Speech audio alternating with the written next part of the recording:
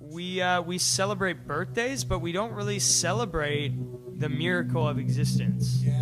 And then now, it's always this future event that you're building to, and then it happens, big celebration, and then it's over, and then you got to build up to the next one, instead of just appreciating the beauty of life in every single moment. Which is, I feel like when you do things like dance or any type of flow state, you're so connected to that on every level. And dancing just allows so many, when you get that many people together, the resonance between all of their vibrations and all their good energy just skyrockets.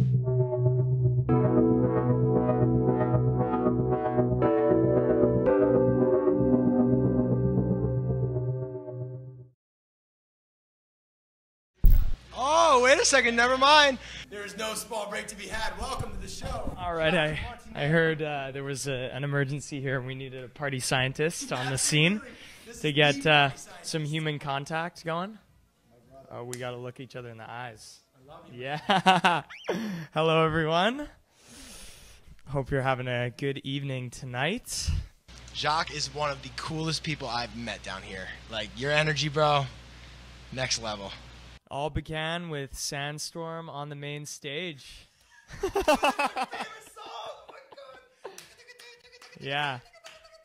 Yeah, well, one thing that's great about this conference is that they're very innovative, and so they had this idea of facilitating a climactic ending to the conference. And so we took over the stage kind of like we were taking over the state. Yeah, I know that's what and then we got everyone on stage, so it was beautiful. Dude, and that footage made it into the trailer for AEX. I was so glad that we had the footage for that. Shout out to Pat Leach for catching that, bro. Good shit. And like, dude, I had so much fun doing that. My sister did, and everybody there did, because it was the whole auditorium. It was the finale speech, like Jeff and Dana were giving their goodbyes, and like everybody was there, and you just stormed the day and turned the whole conference into a party. And this topic really interests me because I think most conferences are designed very conservatively, and they're designed without the science of human connection in mind. And I think the reality is singing, laughing, dancing, and touching, all of these behaviors are very historically significant means for gluing communities together. And so where I want to take the thank you. Where I want to take the events industry is I want to see the science of human connection and the science of social bonding get incorporated into more of these experiences, right? Yeah, yeah. What does party science mean to you? What a question to be asked, right? What a question to be asked on the spot. I mean, if I had to define it, I would break it into two parts, and I would say party, which is, to me, the expression of joy, the celebration of life, and science being how to, to algorithmically and, logically figure out how to make that the best that it can be, the most fully realized version of itself. That's my the methods of creating epic celebrations, for sure. And what is so good about that? Why is celebrating so powerful for human consciousness? I think it's a mechanism for producing emotional closeness very rapidly and simply. It's a very simple method that works, and it requires people to lead the way to establish safety and to give people permission, because you mentioned celebration of life. The reality is, in Western culture, we don't really celebrate for life. We celebrate sports. We celebrate achievements. We celebrate marriages. We celebrate birthdays, but we don't really celebrate the miracle of existence. Yeah. And then now, it's always this future event that you're building to, and then it happens, big celebration, and then it's over, and then you got to build up to the next one, instead of just appreciating the beauty of life in every single moment. Which is, I feel like when you do things like dance or any type of flow state, you're so connected to that on every level. And dancing just allows so many, when you get that many people together, the resonance between all of their vibrations and all their good energy just skyrockets. And it makes it so much easier to dance and let loose and do things that you wouldn't normally feel comfortable doing. What would you say to someone who's watching who's not really into dancing? Because you're a good dancer. I know that. I've seen you in your room late at night. I don't know if he's kidding or not, because I have danced in this house by myself. So there's a shot that he's not lying, and that was true, and he saw it. I see it all.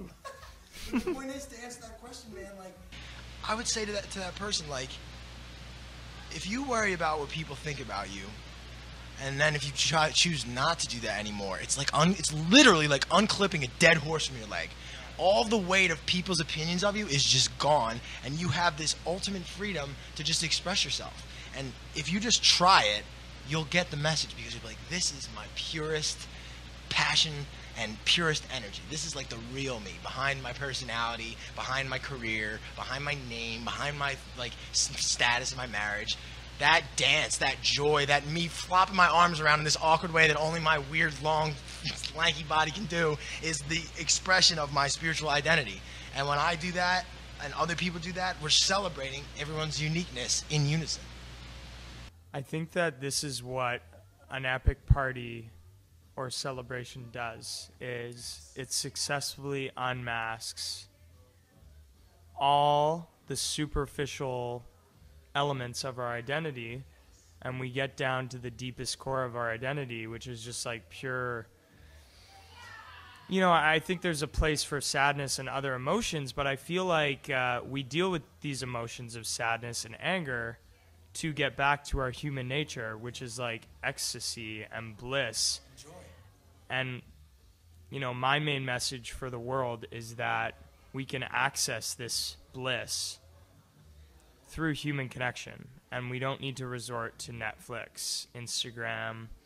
We don't need to shop. We can actually just look around, and when there's humans around and we know how to access that joy, we can revert back to that like ecstatic human nature by using a variety of techniques. It's a skill. It's a skill to connect in ways that generate this ecstasy.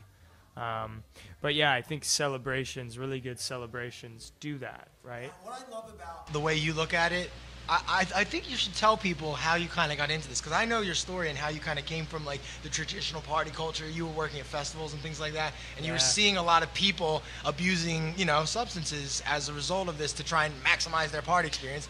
And I am one who's abused plenty of substances in that pursuit, in every way, shape, and form. Yeah. And like, after giving it all up, I loved that I was no longer a victim of those things, but I did miss what the initial whole point of it was to party. And then we were like, oh, alcohol makes it better because somebody told me that. And then you forgot about that and you started worrying about the alcohol or the drugs or whatever. Yeah. And you take a totally different approach to it because you saw the damage that caused people who really were just trying to have fun and express themselves and heal. So can you explain a little bit about, you know, your experiences there and how it led you to where you are? I first just love what you said about how you realized like the true reason that you were partying. And I think it's, you know, perhaps it's different for everyone, but I think it's to reach this like ecstatic unity with other humans. Yes. I was just telling Michael, like, I was like, dude, like, I haven't felt this giddy since college, because I used to have the craziest college house. It was like a fucking 13-story duplex. It was so big. It had a huge basement. It was massive. We had lights. It was crazy. Yeah. But it was like a drug-fueled insanity. But before it became that, the whole day I was excited because I knew like close to 200, 300 people were going to cram into this shit, and it was just going to be so awesome because there's so many joyous people there. Yeah. And that excitement, and that was what I loved about it. You know what I mean? That was the joy. And then after giving up drugs and alcohol for the most part, I really just, well, alcohol completely, I just like, I thought that like the partying had to go with it too. Do you know what I kind of threw the baby out with the bathwater when I gave up the substance. And I feel like for the longest time, I might have limited myself in a way because I was a fucking maniac in college. I loved it. I loved partying, bro. I was the party boy. Anybody who like was watching this who's like a friend or family of mine knows exactly what I'm talking about. And like, it's so cool to have that here with consciousness behind it. Yeah. That brings it to such another level. You know, I think that this community, there's definitely more consciousness to it, but I think the reality is everyone misuses substances to a degree, and it's present at most events because most events aren't designed around human connection and natural highs. The event does not generate the feelings that you're seeking. Yes. So we add other things to the experience. But I'll touch back on your question. Dude. Yeah, in college, man. Holy shit. We would have been boys, no bro. joke. I would show up to these frat parties with these party shades, and they would be reflective, and I'd wear this pink headband, and I would just go down into the basement and just let go and just go for it. And that's when I didn't know how to dance, too, but it was just like, it was so intense.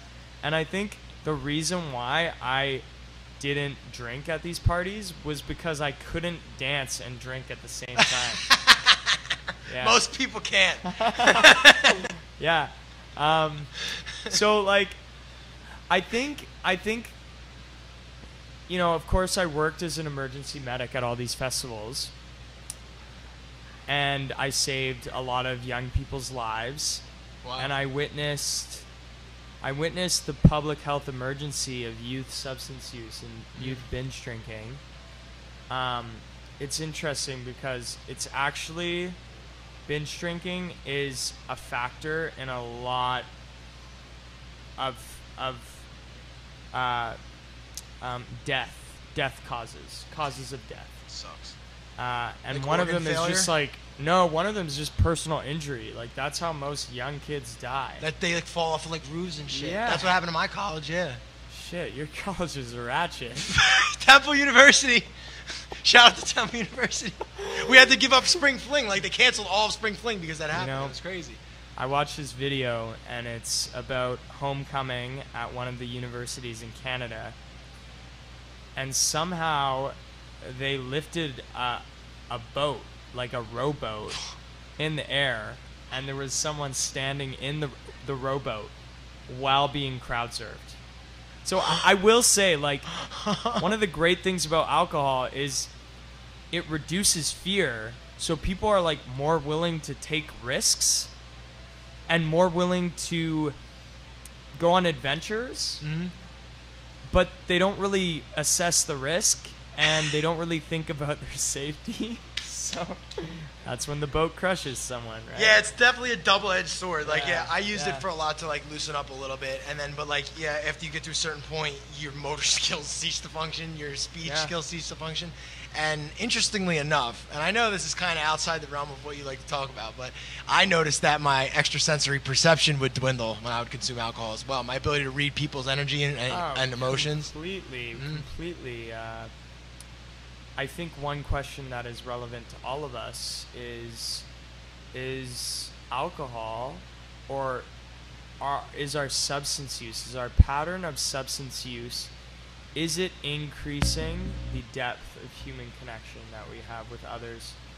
I think that should be a big criteria. And also, is it serving us for the long term? Is it enabling us to connect with others? Is it leading to growth? See, that's why I don't vibe with alcohol, because I feel like it really makes it harder to connect with people.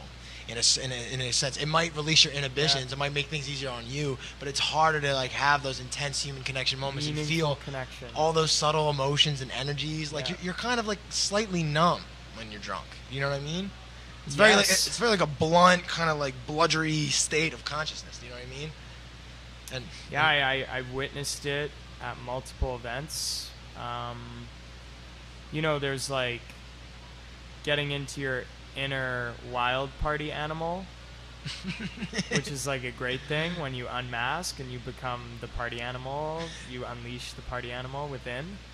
But there's also the party beast. The party beast. Yeah, the ferocious party animal. Yeah. And that animal is like very egotistical. It's very destructive. Defensive.